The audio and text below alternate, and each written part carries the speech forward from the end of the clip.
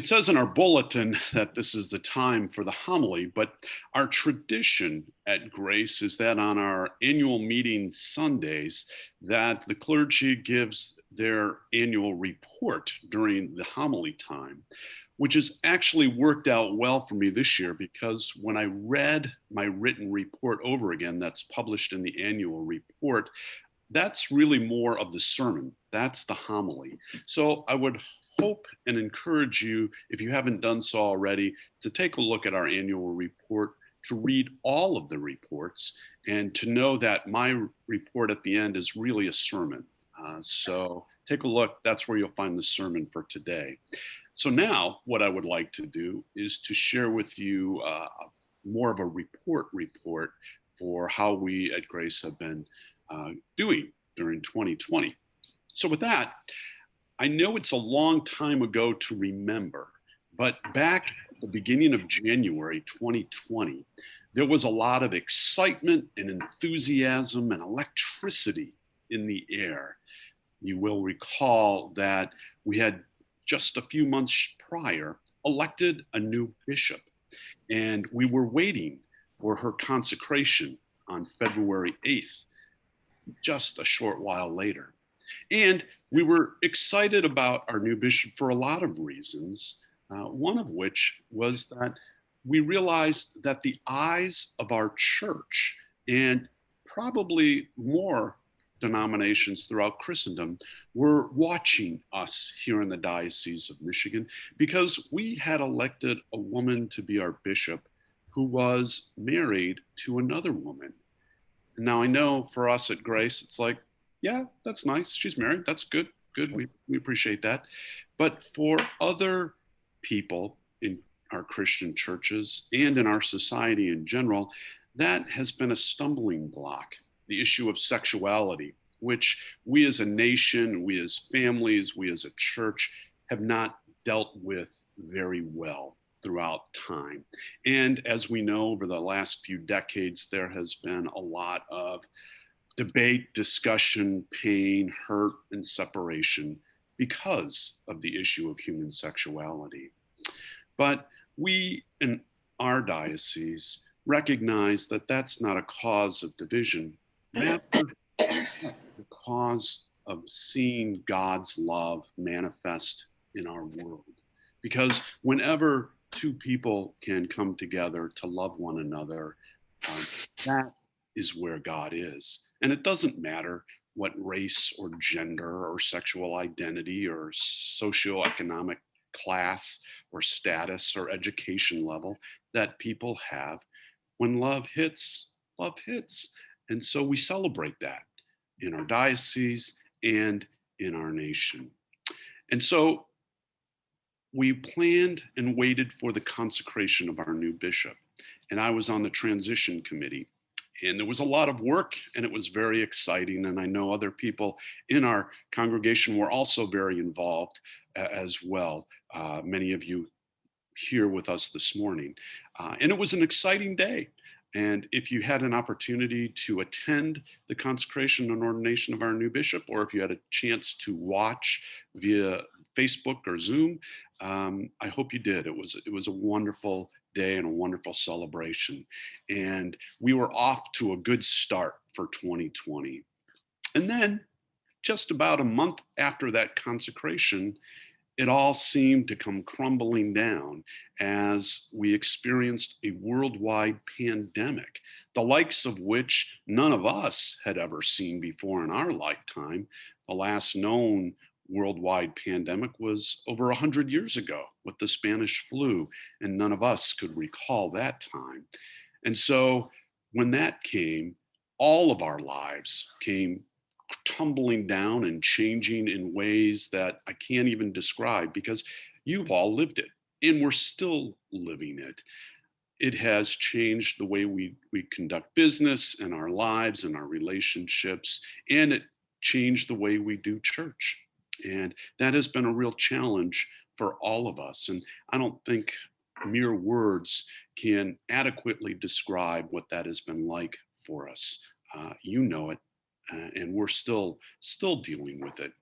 But at first we thought, Oh, 2 weeks maybe we'll be closed at Grace, and then we'll be able to open up for Palm Sunday. And surely by Easter of 2020, we would be back in our churches. Well, we all know how that took place. And week in and week out, we had to do Easter celebration and Holy Week over Zoom. And then we had great hope that by summertime we would be back in our building. But yet again, it did not happen. And come October of 2020, there was a slight increase, and we thought, oh, a glimmer of hope. We could have 25% of our attendees back in our sanctuary. And so, for a few short weeks, we opened things back up and allowed people to come back in at the direction of our bishop. And we had maybe 30 people on a Sunday or so for those couple of weeks. And we did a hybrid with in sanctuary worship and on Zoom, which worked fairly well. And then, of course, the pandemic increased and number of cases went up.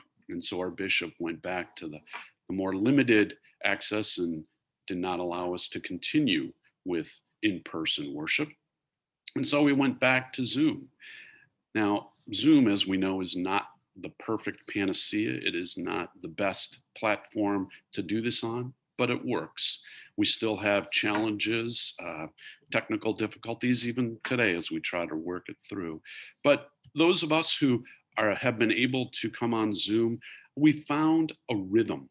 We found a pace that we can come together to be the church of God, to worship God, and to form some deeper relationships. So it's working, and it will continue to work because there doesn't seem to be any change in sight as of yet. Yes, we have the vaccine, and yes, we are still not allowed to come into our sanctuary for worship. And a lot of people ask me, why don't we?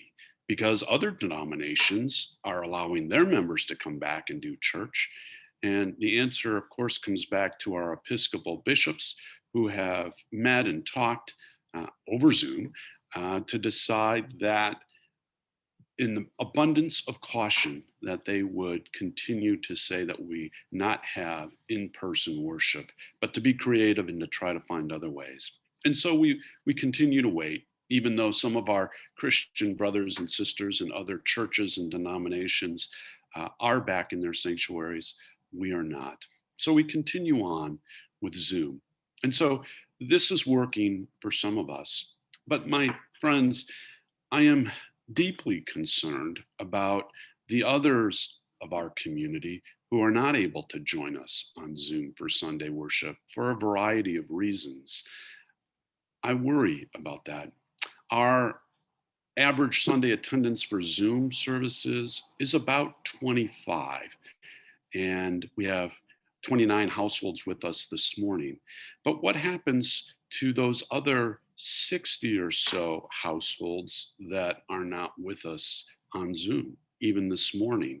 Because our average Sunday attendance in 2019 was about 85 or 86 people. So we're missing a portion of our congregation. And my heart is torn knowing that they are not able to join us. We've tried various things to include people. We call folks and try to walk them through joining us on telephone, because no matter what telephone you have, even a rotary dial phone, you could still join us. But for whatever reason, there seems to be a barrier there. And it's very sad for me. And I'm not sure how to change that. And I talked to our clergy colleagues and our bishop, and we don't have an answer. So I need your help. I need your help. How can we include the rest of our community of grace in our communal worship? How can we do that? If you can be thinking about that and come up with some ideas, please call me, email me, text me, do whatever. Send smoke signals. Let me know what we can do to include the rest of our grace family in our Sunday worship in some way, shape, or form. So please be thinking about that. But even though our worship has been a challenge, we have still been doing some great things at Grace. And even though our doors are not open as much as they usually are during any given year, and we've had to scale back our meetings and not allow people to use the building. Groups like AA have not been able to come and use the space. People have not been able to rent the hall or have parties or events or fundraisers. We've had to cancel things like our cookie walk and other fundraising activities, even blood drives we've canceled, even though we just had one recently. So we've had to adapt to the use of our space because trying to have 10 or so people in any given room at one time is a challenge. But we have continued, my friends, to serve the neediest among us in our community. Our food pantry continues to thrive and work diligently and very hard with committed volunteers every Monday, Wednesday, and Friday from 10 to noon to give out food to hungry people. Our Wednesday night supper continues to feed people every Wednesday. We've had to adapt and do bag to go lunches or dinners, and we have. Our Sunday soup kitchen, which operates from November to March, is currently operating, and we feed people there as well. Again, having to adapt and make to go bags where people can drive up and we can take them out to vehicles. And most recently, we've been, because of the winter, allowing small numbers of people, under 10 people at a time, into our parish hall, separated, socially distant by 6 feet to be able to eat. We serve them, and people are still wearing masks. And it's a challenge because even though we're still feeding people, there's not that sense of community that comes. If you've ever been to our parish soup kitchen on Sundays or our Wednesday community supper, you know what the camaraderie is like and the people talking and laughing and carrying on and getting a chance to just relax and share a meal with another person is a wonderful experience. And we're missing that. Even though we are still supporting with food. And I applaud our volunteers and all those who help make that happen. So thank you, thank you, thank you to everyone who is involved in our feeding ministries. And our Blessings in a Backpack program continues to fluctuate. At times, we're able to give out food. It's been on a limited basis. It hasn't been at the scale that we have been doing, but our faithful members who have been working diligently on that continue to do so, and we continue to hold them up in prayer. Our folks coordinating the warming center in McCrest have still been hard at work.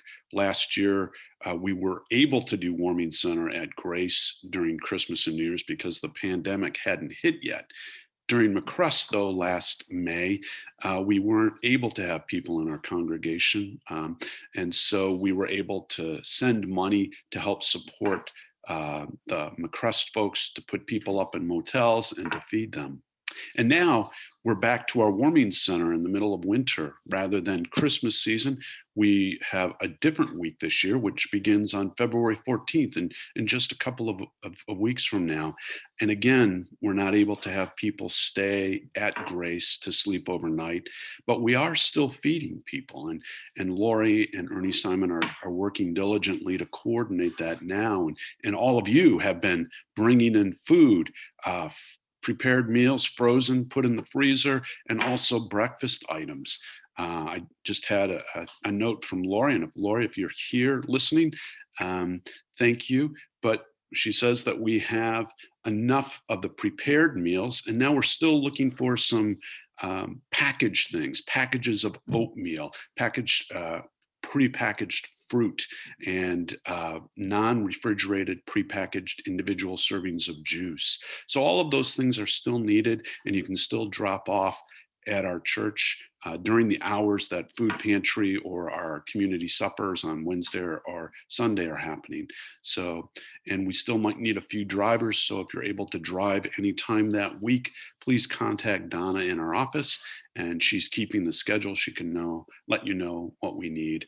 Typically 4 people a day for a couple of hours. So thank you for supporting our warming center ministry, and taking care of those in need in our community. I've been sad to see that our 150th anniversary committee has had to be put on hold because of all of the pandemic that's going on. We were hoping to be back in place by this March next month to start our work again, our monthly celebrations that we were doing because we finished February last year, but then we put a halt to it in March and we had to postpone our 150th celebration last October. We have it rescheduled for this coming October. More information will be coming as to how we're going to resume those monthly celebrations. So stay tuned. We will let you know exactly how we will continue with those and when those will start again. Our yoga class that Vivian teaches is great and it's still meeting. We're able to do this safely, socially distant, and in a way that people feel comfortable and okay. So thank you to people who are doing yoga, and money that is raised through our yoga is donated back by Vivian to help our church community. So thank you to Vivian and those folks who participate in our yoga class. I know our book club has been impacted as well, but they were being creative and thinking outside the box by meeting out at a park this past summer and by trying to meet by Zoom or conference call earlier in the fall, and now by trying to have fewer people in the space at church to meet and discuss our books. So we're still working, we're adapting, we're being flexible in that area as well. Our altar guild has continued to be busy, working with our sanctuary and getting that decorated and put together for the few communion services that we've been able to have. Our worship committee continues to work diligently planning our seasons. We are going to continue with Ash Wednesday, and we have put together packets of ashes for people, along with instructions and a palm branch cross that are available in our church lobby and on the table next to the mailboxes, right next to the church office. So you're able to go in there again whenever our building is open on Monday, Wednesday, Friday from 10 to 12, or Wednesday afternoon or Sunday afternoon to pick up a packet. We will have our Ash Wednesday service, which is February 17th, coming up soon, where we will do one service at 7, and then everybody will be invited to impose ashes on themselves and their homes, and then anyone in your household. So we won't be able to gather in our building, but we will via Zoom. So please pick up your Ash Wednesday packets and join us at 7 o'clock on Ash Wednesday. We still don't know whether we'll be in our building yet for Holy Week and Easter. We'll find out. More information to come. So we've made it through last Holy Week and Easter and Christmas on Zoom. If we need to do so again, we will. And just to let you know that even when we are able to gather back in our building, we will still do a hybrid of in-person and online Zoom, just so that everybody feels safe and comfortable. So that will continue for a while as well. I spoke about our worship committee. Our pastoral care committee has been reconstituted and re-envisioned. We took a bit of a hiatus back when the pandemic first hit, because in my thinking, and here's an example of when we get our focus so boxed in, that pastoral care was just about visiting people in hospitals or nursing facilities or rehab centers or their homes to take them communion, because that's been traditionally what pastoral care is about. And so we weren't able to do that. So we were not functioning as we should have been. But in recent weeks and conversations with people, we realized that we could offer much more. And so our worship committee, our pastoral care team has been meeting, and we've devised a form that we will be able to use to collect information from people and to provide such things, not communion necessarily, but things as food or assistance with medications, picking up, taking to doctor's appointments, helping with home housekeeping issues, whatever we may be able to do to help some of our members. Our pastoral care is expanding. And we have a core team of people who are working on that. If you would like to join us, please let me know. And just to let you know, we will be asking people to help us with specific tasks as we move forward. So if you get a phone call or an email to help with some pastoral care task, it won't be to be on the committee, but it will be to do a specific thing to help someone. We will be opening that up to our whole congregation to help. Our prayer team has continued to work diligently, praying regularly for people and sending out cards to folks who are ill or who are homebound or in the hospital. And so I know that has been a great presence for folks. People who have been doing our prayer shawl ministry continue to knit our shawls, and we've been able to distribute them to a facility in Mount Clemens. So thank you to folks who continue to knit and do our prayer shawl ministry. We also continue on with our buildings and grounds. Folks, the building still needs maintenance. So we have a dedicated team of people who continue to take care of our building. So kudos and thank you to them. We have people who are working diligently to help us with our finances, more about that, and having a new treasurer and looking at ways to improve our accounting system. Those conversations are all in the works. We'll talk more about that at our annual meeting. There is still a lot of activity happening in our building and on our behalf as people of faith at Grace. I know it may not seem like it, especially since we're closed off in our homes, but we are still doing a lot of good work in our community. And if I've missed anyone who is currently working or groups that are still involved in doing things, my apologies. I just want to thank everyone for their hard work and for being present to Grace during this time, because we continue to be the people of God. And as our bishop reminds the clergy every week when we meet with her on Zoom, she says, the church and the world never needed us more than they need us now in this time of pandemic and in this time of civil strife that we are experiencing, and with the insurrection that has happened at our Capitol building.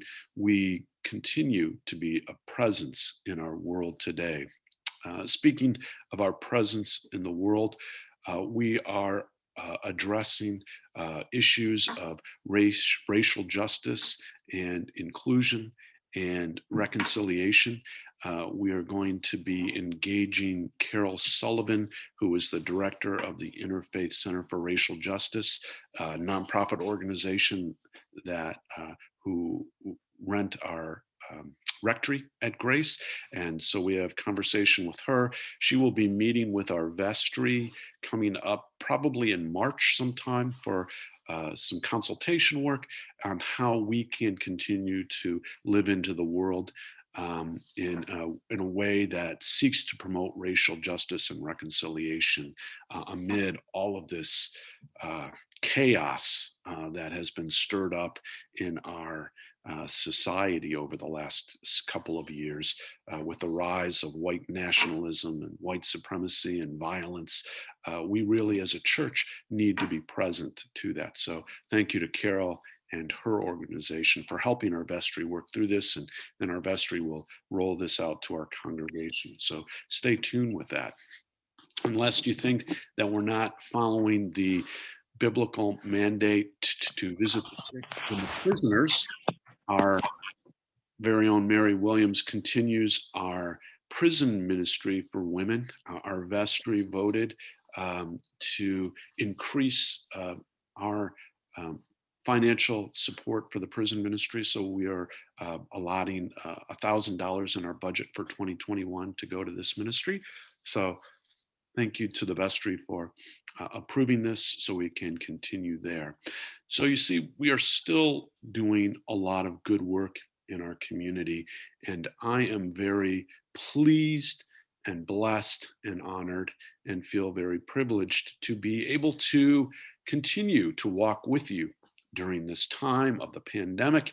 Even though it is a huge challenge on many levels, we are still doing good work in our community. And I expect that we will continue to do so in 2021, even as the pandemic is still with us. So don't give up. Don't lose heart. We are doing great things in our community, even though they are very different from how we have done them in the past. And we are still looking for new and creative ways to be the church, to be the people of God in our world. So if you have ideas, thoughts, suggestions, please feel free to contact me. We are also, just so you know, have not lost sight of all of those conversations that we did in August and September with the one-on-one conversations where we had facilitators calling people to get input. We still have all that information, and the vestry is addressing those issues as well. So we have lots to do. We continue to try to be present in committees and on vestry and other ways on Zoom and in person when we're able.